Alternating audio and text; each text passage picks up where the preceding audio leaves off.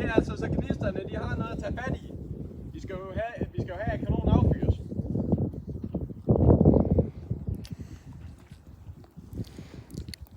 Godt, så tager vi den store kanonkugle, nemlig omkring 2 kilo mel.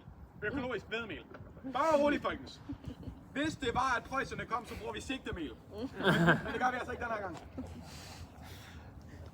Så putter jeg det lige ind med sin krumstok, og så vender jeg frem.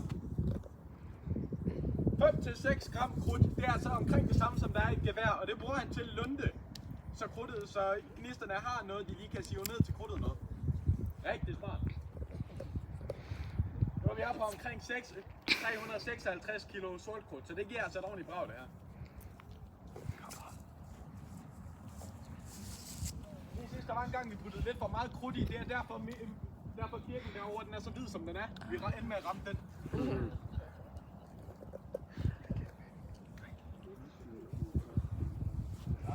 Der er lige for, at det hele kommer ned fint. Vi skal jo have, det går ordentligt, det her.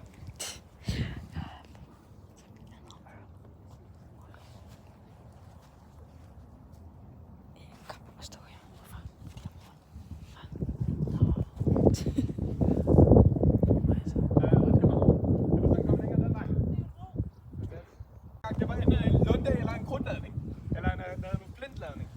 Og det er en lille smule småfarligt, så vi vil helst ikke miste ham. Primært fordi så skal jeg dernede og stå og...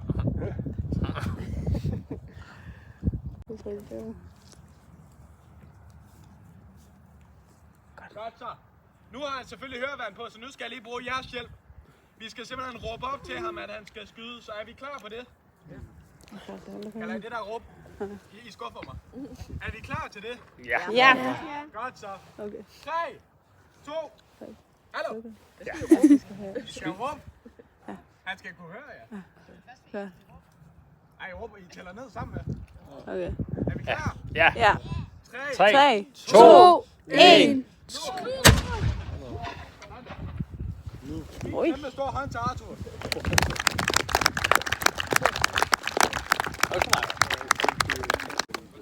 Ja, det skulle jeg ikke gøre.